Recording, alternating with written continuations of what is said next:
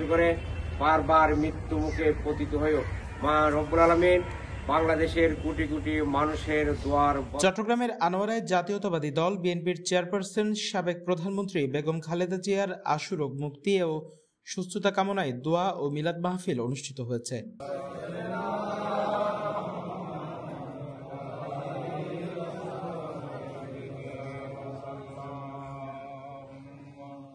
সোমবার ২৪ নভেম্বর বিকেলে উপজেলার মডেল মসজিদে উপজেলা বিএনপি ও অঙ্গ সহযোগী সংগঠনের আয়োজনে এ মাহফিল অনুষ্ঠিত হয়।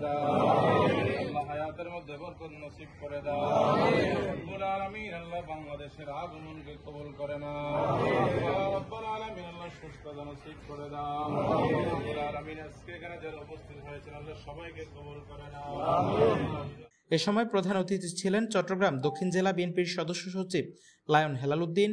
অন্যান্যদের মধ্যে উপস্থিত ছিলেন দক্ষিণ জেলা বিএনপির আহ্বায়ক কমিটির সদস্য master Rafiq, Sarwar Hossain Masud, Zakir Ahmed, Dil Mohammad Manju, M Mansur Uddin, S M Mozammel Haque, Mostak Ahmed, Mamun Khan সহ আরো অনেকে।